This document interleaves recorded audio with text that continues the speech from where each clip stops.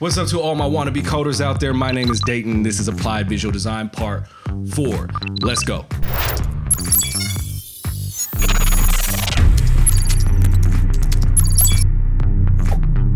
What up to all my wannabe coders? First and foremost, happy late Monday. And shout out to all my 42 some odd subscribers, man. I'm getting up there. It's coming along slowly, but it's coming along. All right, so I just want to say thank you, and I appreciate it very much. And I apologize for not posting at all last week. I was very came down with, I don't know what it was. I'm not gonna say the word because I don't want this video to get shadow banned or whatnot. A lot of crazy stuff happen to people's channels when you mention these the C word. So I got sick, even though I took the jab, the vaccine. I took it about a month ago. Got me sick for like 3 days. Got sick again last week. Was sick the whole week. I'm just now getting over it. 2 things that helped me out, just for anyone who out there who might be going through the same stuff or might get sick. Vitamin D3 and zinc with quercetin helped me out a lot, a crazy amount. So I was doing pretty bad the first 2-3 days, and then started taking some vitamin D3 and some zinc with quercetin, and literally felt better as soon as I took that. Like literally within 30 minutes, I was feeling almost 100%. It was pretty crazy. So just have a little congestion still left over. But I'm back. Here we go. We're doing freecodecamp.org, the responsive web design certification. Click on that. Scroll all the way down. We've already done basic HTML, HTML5, basic CSS, and now we're on applied visual design. Scroll all the way down to use CSS transform property, skewX to skew an element along the X axis. Let's go. Boom. All right. Use the CSS transform property skewX to skew an element along the X axis. The new junction of the transform property is skewX, which skews the selected element along the X horizontal axis by a given degree. The following code skews the paragraph element by 32 degrees along the X axis. Okay, so this is the P element. It's selecting the paragraph, and it's transforming skewX 32 degrees along the X axis. All right, got it. Skew the element with the ID of bottom by 24 degrees along the X axis by using the transform property. Okay, so let's see. Skew the ID bottom. So where's the ID? Remember, ID is selected with the hashtag. So ID bottom. And then what does it want us to do? Skew it 24 degrees. So what I'm going to do, I'm just going to copy this. Copy and paste. SkewX, you see it change right here. And then this wants us to go 24 degrees. So we'll just go 24. Bam. Let's run that test and we should be good to go. All right. Use this CSS transform property skewY to skew an element along the Y axis. Okay, so given that the skewX function skews the selected element along the X axis by a given degree, it is no surprise that the skewY property skews an element along the Y vertical axis. Skew the element with the ID of top -10 degrees along the Y axis by using the transform property. The element ID top should be skewed by -10 degrees along its Y axis. All right. So let's go top. And then let's see, it wants us to do transform, boom. And then it'll be skewY, parentheses. And then we'll go -10. And then boom. Did not work. Okay, Q. Okay, so it has to be capital Y. Is that it? No, that's not it. Did it do anything? Oh, degree. There we go. Got it. Bam. Now we're in there. Let's run that and let's go. Boom. If I'm moving too fast, my bad. Just comment below what you need help on. And then it's a small channel, guys. So I read every single comment. So I will reply and I will help you out. All right. And then I'm going to set up a Discord sometime in the near future. So moving forward, create a graphic using CSS. By manipulating different selectors and properties, you can make interesting shapes. One of the easier ones to try is a crescent moon shape. For this challenge, you need to work with the box shadow property that sets the shadow of an element along the radius or on the border radius property that controls the roundness of the element's corners. You will create a round, transparent object with a crisp shadow that is slightly offset to the side. The shadow is actually going to be the moon shape you see. In order to create a round object, the border radius property should be set to a value of 50%. You may recall from an earlier challenge that the box shadow property takes values of offset X, offset Y, blur radius, spread radius, and the color value in that order. The blur radius and the spread radius values are optional. Manipulate the square element in the editor to create the moon shape. First, change the background color to transparent, then set the border radius property to 50% to make it circular shape. Finally, change the box shadow property to set the offset X to 25 pixels and the offset Y to 10 pixels, blur radius to 0, spread radius to 0, and color to blue. All right, there's a whole lot going on. So let's do one at a time. The value of the background color property should be set to, okay, so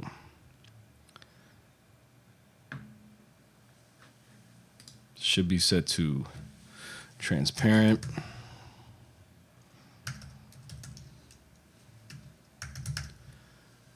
Okay, so we got that. The value of the border radius should be 50%, border radius.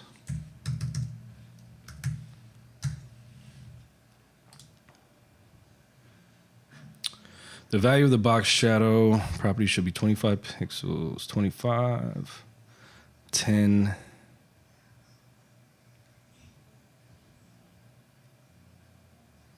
0. So we'll go 0 and then 0. Check that out. And then it'll be blue.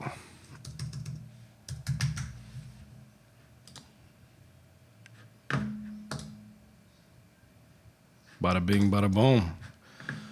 Do not forget to donate, folks. Create a more complex shape using CSS and HTML. One of the most popular shapes in the world is the heart shape.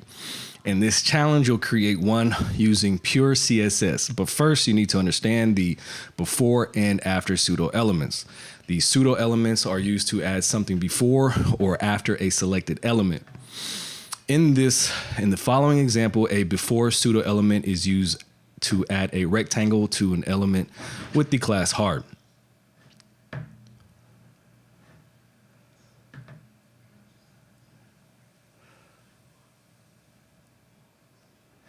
So I'll go class heart before, okay. For the before and after pseudo elements to function properly, they must have a defined content property. This property is usually used to add things like photo or text to a selected element. When the before and after pseudo elements are used to make shapes, the content property is still required, but it's set to an empty string. In the above example, the element with the class of heart has a before pseudo element that produces a yellow rectangle with height and width of 50 pixels and 70 pixels respectively. This rectangle has round corners due to 25% border radius and is positioned absolutely at 5 pixels from the left and 50 pixels above the top of the element. All right, there's a whole lot going on right there. Transform the element of the screen to a heart. In the heart after selector, change the background color to pink and the border radius to 50%. Next, target the element with the class heart, just heart, and fill in the transform property. Use the rotate function with the negative 45 degrees. Finally, in the heart before selector, it set its content property to an empty string.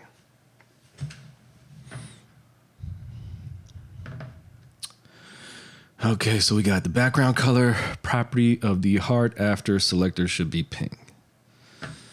Backgrounds. So, okay. Heart after should be pink.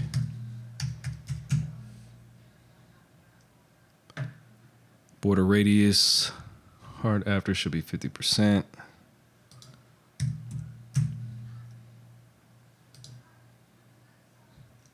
The transform property of the heart class. So here's the heart class. Should rotate from -45. So transform. Transform would be rotate -45 degrees. There we go. Got that. And content of the heart before selector should be an empty string. And it's an empty content. So what should that just be? That? Oh shit, that's dope.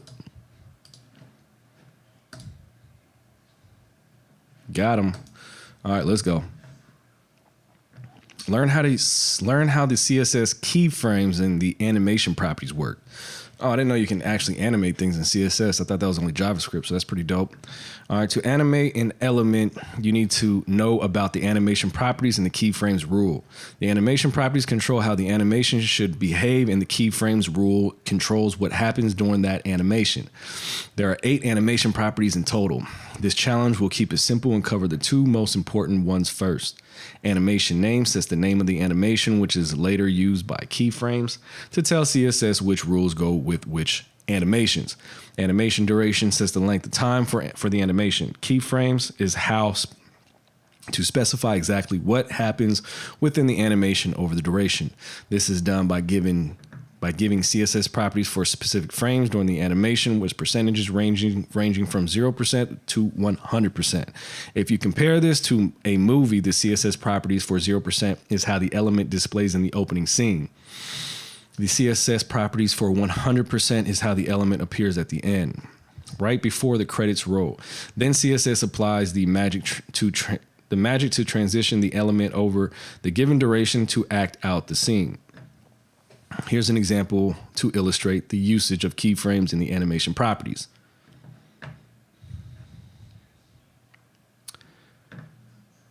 So this is a class, that's an ID, animation name, colorful, animation duration, 3 keyframes, colorful. What does the colorful mean?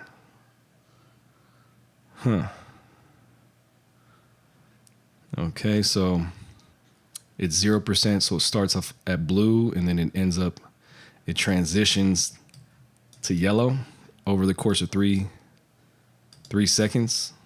So it's a color transition is what I'm guessing.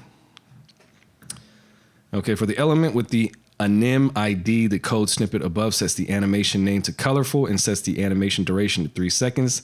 Then the keyframes rule links to the animation properties with the name colorful. It sets the color to blue at the beginning of the animation, 0%, which would transform to yellow by the end of the animation, 100%. You aren't limited to only beginning and transitions. You can set properties for the element for any percentage between 0% and 100%.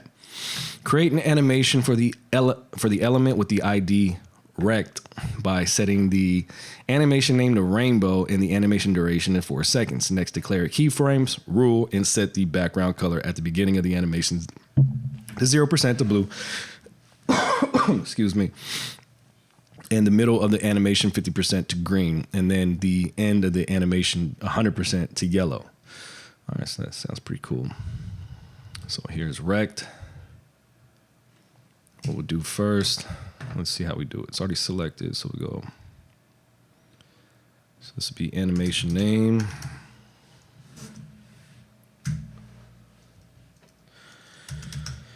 Animation name. And this would be rainbow. And then the second one, what else does it want us to do? Animation duration.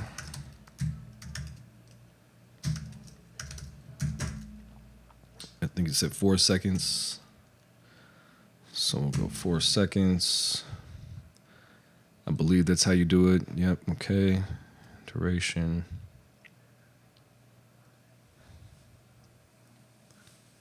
And then we'll do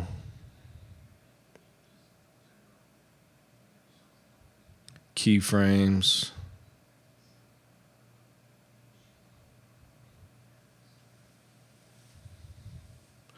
Keyframes rainbow like it has right here, so it'll actually be still within this, because you see how it has, so this is an opening and this is a closing. So this is not closing, or is it? This is closing that. Hold on, I'm confused. What's going on? Okay, no, so that does close. And then there's another one that's at keyframes, and then you'd go rainbow. Another one, and it would be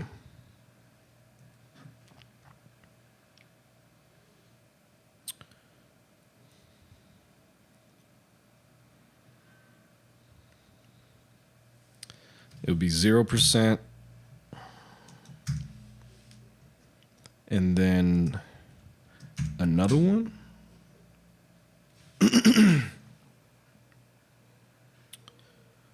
Background color, this would be background color blue.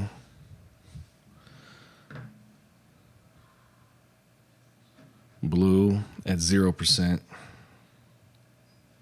And then, so that closes that. And then it would be another one at 50%.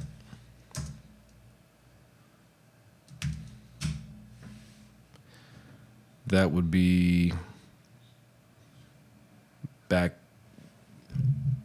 background color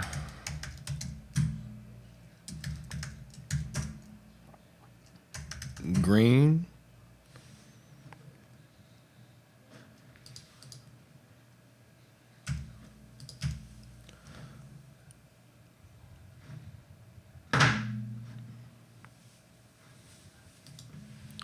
And this would be 100%.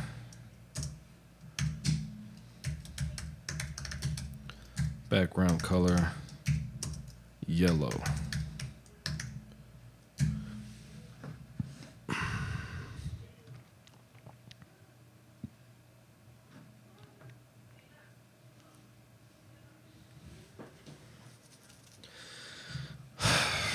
Something's not right. Here's an example of how the illustrator uses them. So this is not right because nothing changed over here. But let's go ahead and run the test and see what it says. The element with the ID of rect should have an animation duration property, the value of 4 seconds. Does it not? It does. It's right here. Oh, animation duration. Oh my goodness gracious.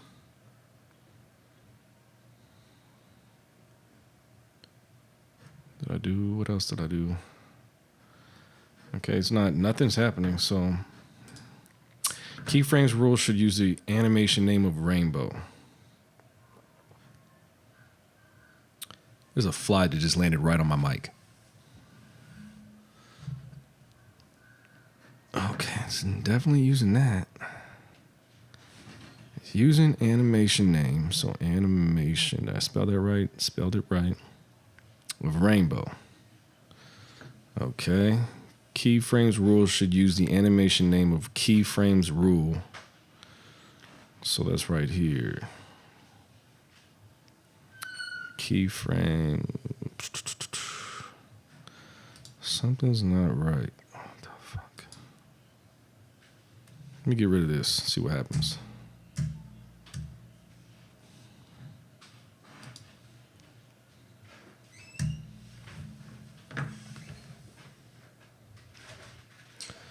Nope, nothing happens.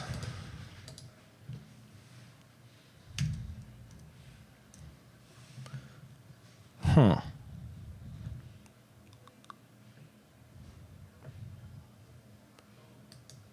What am I doing wrong? Okay, so this is exactly like this setup right here. And then it closes it right here. And then it has keyframes, colorful. Oh, I spelled it wrong. Check that out. Wow.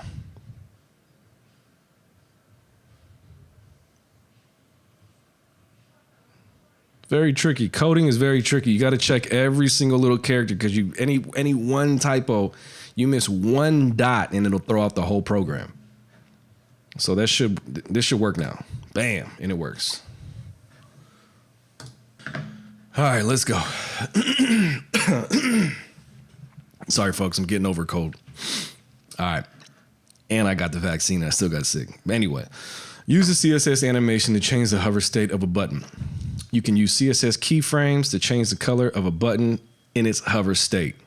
Here's an example of the changing the width of an image on hover. So here's the code, image, selecting hover, animation name, width, animation duration, 500 milliseconds. Keyframes width 100%, width 40 pixels. And here's the image source. So note that MS stands for milliseconds, where 1000 milliseconds is equal to 1 second. Use CSS keyframes to change the background color of the button element so it becomes hashtag 4791D0 when a user hovers over it. The keyframes rule should only have an entry for 100%. The keyframes rule should use the animation name background color. Okay, so we'll go animation name background color. Okay, so we're doing a keyframe. My bad. So this will be right here. We'll do keyframe. And this would be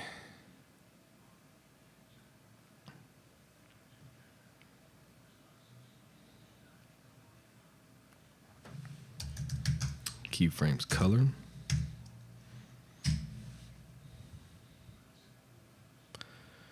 And this will be 100%. And then within that, we'll go background color.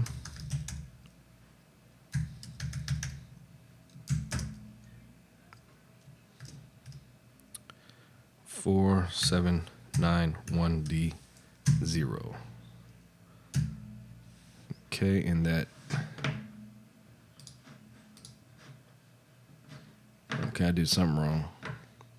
Keyframes should be background color. Is that right?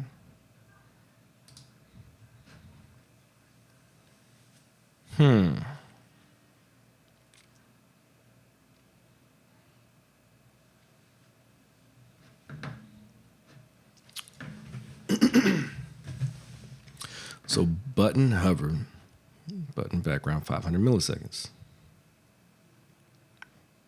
Keyframes, background color, 100%.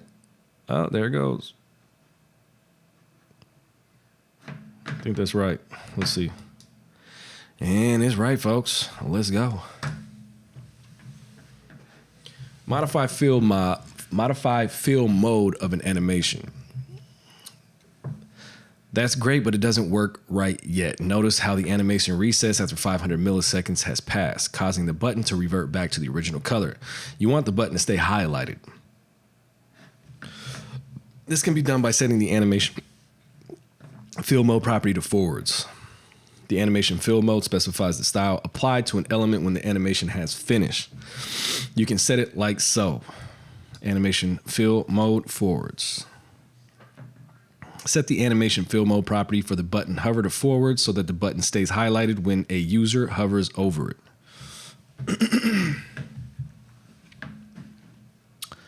So I got button only changed code below this line. Okay.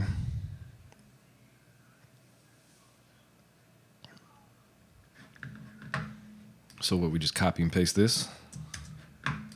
That's it? Let's see if it works. Check that out. Oh shit, it works. All right, let's run it. Getting close, folks. Create movement using CSS animation. When elements have a specified position, such as fixed or relative, the CSS offset properties right, left, top, and bottom can be used in animation rules to create movement. As shown in the example below, you can push the item downwards, then upwards by setting the top property of the 50% keyframe to 50 pixels, but having it set to 0 pixels for the first time, 0% in the last 100% keyframe. Add a horizontal motion to the div animation using the left offset property. Add to the keyframes rule so rainbow starts at 0 pixels at 0%, moves to 25 pixels at 50%, and ends at negative 25 pixels at 100%. Don't replace the top property in the editor. The animation should have both vertical and horizontal motion. Okay, this is going to be an interesting one. So keyframes rule for 0% should use the left offset of 0 pixels.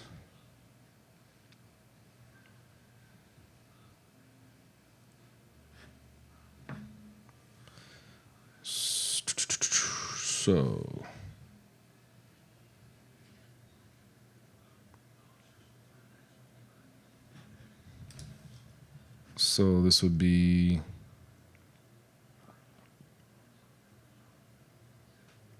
left,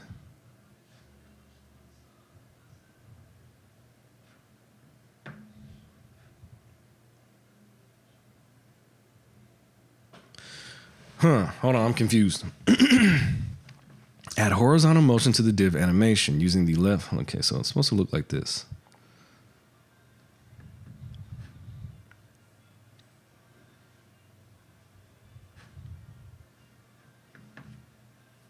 Keyframes rule for 0% should use a left offset. So what, just change this, or should it just be left 0 pixels? And then should this one be left 25 pixels? And then should this one be left negative 25 pixels? Not sure if I did that right. And I did. Okay, let's go. Create visual direction by fading an element from left to right. For this challenge, you'll change the opacity of an animated element so it gradually fades as it reaches the right side of the screen. In the displayed animation, the round element with gradient background moves to the right by the 50% mark of an animation per the keyframes rule. Okay, let's reread that. In the displayed animation, the round element with the gradient background moves to the right by 50% mark of the animation per the keyframes rule. Target the element with the ID of ball and add the opacity property set to 0.1 at 50%. So the element fades as it moves to the right.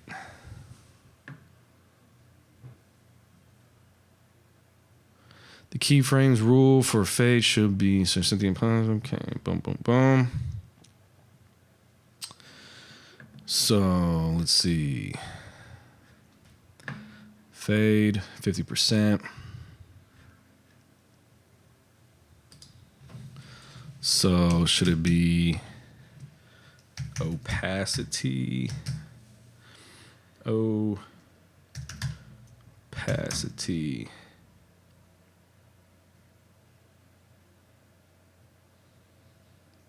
0.01. Oh, that's pretty cool. As it fades at 50% is 50%. Okay, it's actually pretty cool. Let's see. Did it do it again? Stop doing it. Bada bing, bada boom.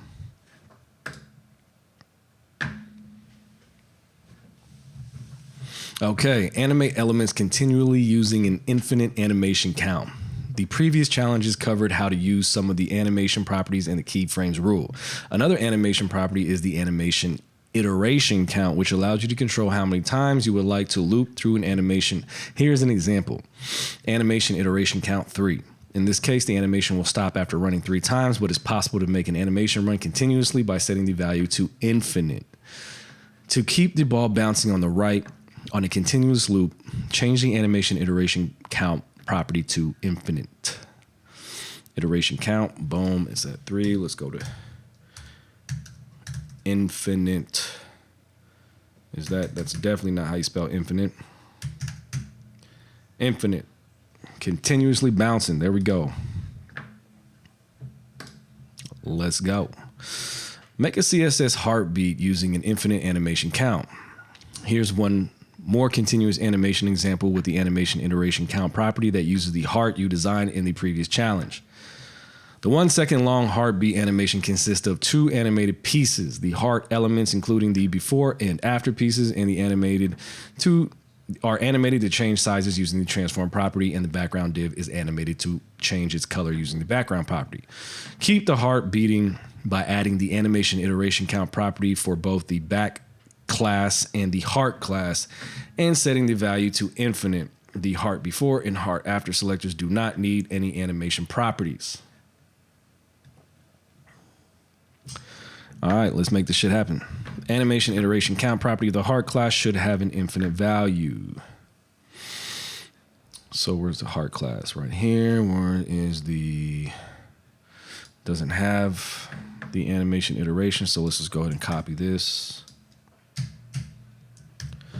Copy, paste, infinite. Check that out. So this is all the code they use to make it happen. Position absolute, margin auto,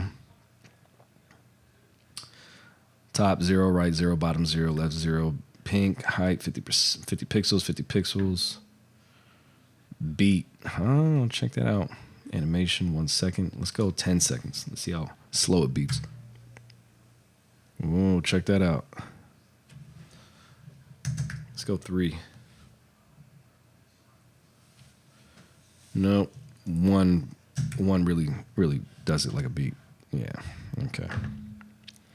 Animation iteration count property for the back class should have a value of infinite as well. Where are you at? Back. Go ahead and paste that one more time. And let's do infinite. Bam. Now we're alive. Let's go. Run the test. Okay. Animate elements at variable rates. There are a variety of ways to alter the animation rates of similarly animated elements. So far, this has been achieved by applying an animation iteration count property and setting keyframes rules. To illustrate, the animation on the right consists of 2 stars that each decrease in size and opacity at the 20% mark in the keyframes rule, which creates the twinkle animation. You can change the keyframes rule for one of the elements so the stars twinkles at different rates. After the animation rate for the element with the class, alter the animation rate for the element with the class name star1 by changing its keyframes rule to 50%.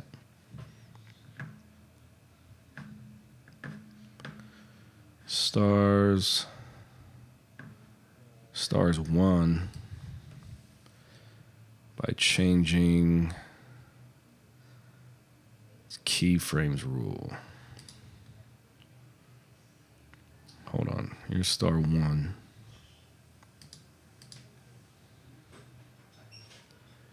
Where is its keyframes rule? Stars 1.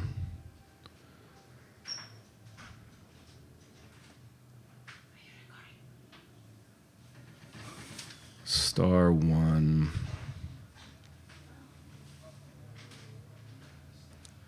It's keyframes rule.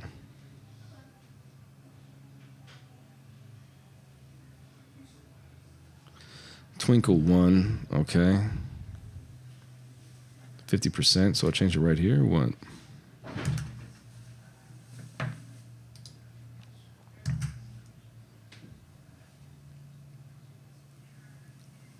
No, this will be...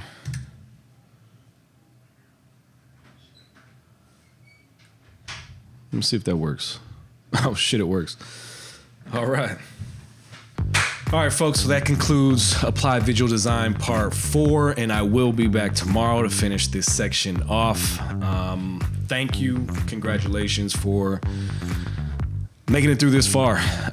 We've done a lot so far. We've learned a lot, and we're going along pretty fast. And next week we will actually start building out our project. So we'll do our first website, pure code HTML, CSS, and then we'll throw in some cool stuff as well. So stay tuned for that. Like I said, thank you for watching. Do not forget to like and subscribe. And until next time, peace.